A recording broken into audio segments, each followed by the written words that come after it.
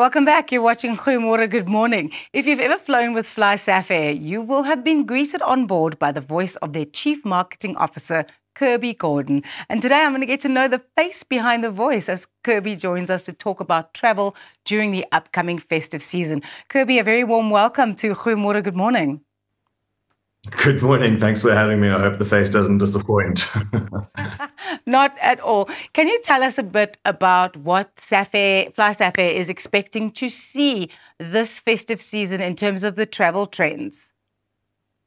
Yeah, absolutely. Look, I mean, we're expecting to be very busy. We see the numbers are already there for a nice, busy festive season. I think it stands to reason people sort of move much at the same period of time every year. This year, it's interesting the way that the December holidays are sort of starting with the 16th being on a Tuesday. So we're seeing some making a long weekend of it, getting away a little bit earlier. And then there are those that are waiting a little bit longer. So normally there's sort of two peaks of travel, one for a set that'll come a little bit earlier on in the holidays, and then another set that'll go maybe a little bit later, but stay a little bit longer. And then the sort of general trend, which I guess makes sense, especially for all of those that are inland or those of us that are inland, is that head to the coast. You know, everyone's looking for a little bit of sunshine to pull up a little bit of beach. And so that's definitely the migration generally is more outwards towards the ocean. Are there any specific destinations that you would recommend for unique holiday experiences that Fly Safair actually flies to? Yeah, absolutely. I mean, I think there are a couple of great opportunities that are out there. I think if you're sort of based in the Johannesburg region, we're quite au fait with heading to the Cape and down to KZN. But I think two destinations that are really good to highlight is, all of the wonders of the Eastern Cape. So, I highly recommend visiting Gqeberha and, of course, East London. There's some wonderful opportunities for some great holidays in that part of the world. It's really wonderful at this time of year. And then, of course, Victoria Falls is also really exciting. And if you're down in the Cape, why not splice it up? You get the ocean all year round. Why not try something a little bit different? We've got some fantastic connections up to the Kruger National Park. So we fly to both Hoedspruit and Nelspruit from the Cape with really reasonable prices. So that's a really awesome opportunity to experience something new and a wonderful time. What should travelers keep in mind specifically when traveling during the festive season? Look, the festive season is our busy period. It's not business as per usual for us. It's when things really do get very busy. So we're obviously kind of extended on every which capacity. And I say we, not just the airline, it's the entire kind of infrastructure that supports travel at large. So, there are a couple of bits of advice that are out there. I say, pak 'n geduld in. So bring your patience, make sure that you prepared for that along the way. It's going to be interesting. There are going to be lots of crowds. There are going to be queues. So I think the best thing, the best bit of advice is to say arrive early and just let that be the start of your holiday.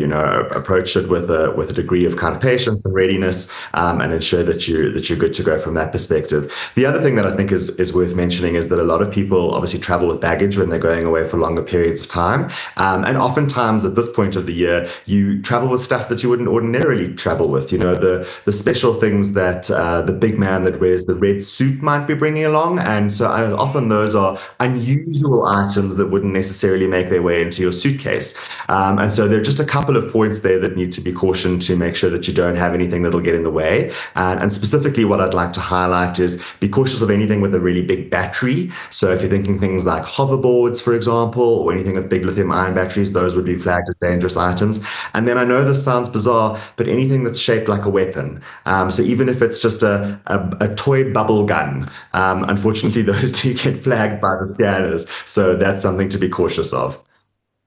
Also, how is Safair going to manage the queues and the higher volume of travelers? Because obviously it's a very busy time of the year for you.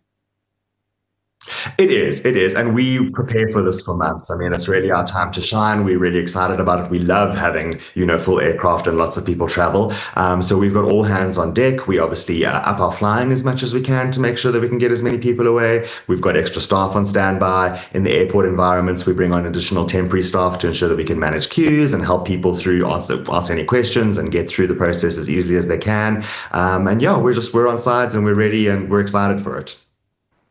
I just want to say two things. I'm going to be on a Fly Safe Air flight on Friday to Durban and on Monday back here to Joburg, or Sunday actually. And then yesterday, a friend of mine was flying with her 1-year-old who's just recently started walking, and a walking toddler, and being on a 2-hour flight, not great. And she posted on her Instagram about how the staff were keeping this little girl entertained and going above and beyond to make sure that she survived the flight without her mom losing her mind and without the little 1-year-old going absolutely crazy. So I think you've got staff that you can really be proud of at the airline, Kirby.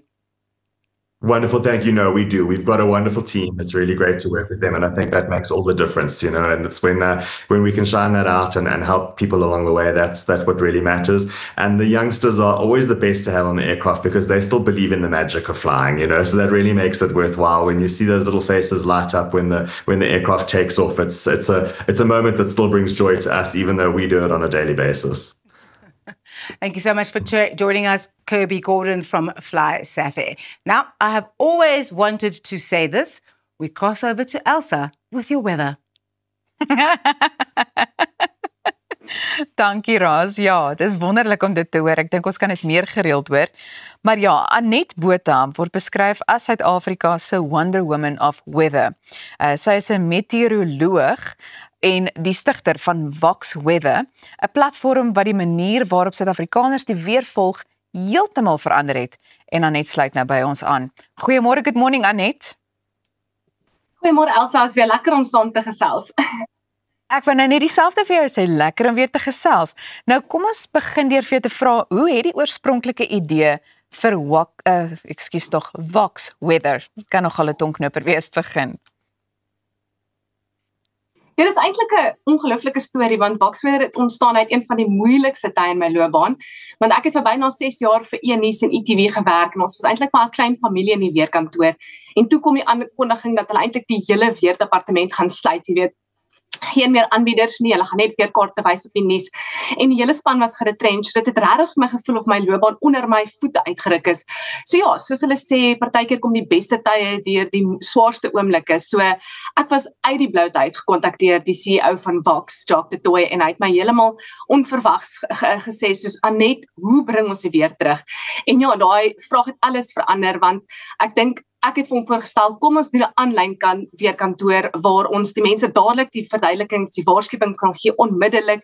Dis 'n massiewe sprong, dis onbekend. Ek meen, 'n maatskappy wat 'n weerkanaal begin, dit is iets heeltemal anders. So ja, ek wil net sê as jy vir Jacques ken, dan sal jy weet hy's iemand wat altyd uit die boks dink. Hy vat kansse, hy is innoverend, hy sien geleenthede raak lank voor die res van ons. So dit is letterlik hoe dit begin het, en ons het so gegroei Elsa dat ons nog 'n meteoroloog kon bykry, en ja, ek moet bieg, sy is slimmer as ek, sy is meer hardwerkend, sy is meer kreatief as ek, so ons is regtig 'n mien team, en ek wil elke liewe dag dankbaar vir haar as 'n spanmaat saam met my. So ja, ons is elke liewe oggend op kyk net nou, ons het so gegroei, dat ons het 560,000 followers, is meer as 500,000 followers, ons bereik maandeliks amper 5 miljoen mense, meer as amper 9 miljoen kykers op aanlyn op al ons platforms. So ja, ons groei so groot en ons is baie dankbaar vir alles, en ja, dit is net 'n groot avontuur. En ek dink jy is maar net nederig en beskeie, maar ek wil ook vra, daar is die wat reken dat ons 'n nat Kersfees hierdie jaar gaan beleef. So hoe lyk die huidige weervoorspelling vir daai tyd? Of dag spesifiek? Ja, kyk, so ons is nou in 'n La Nina, soos wat almal sê. So dit beteken dit is jou meer natter weer vir die noorde en die ooste van Suid-Afrika.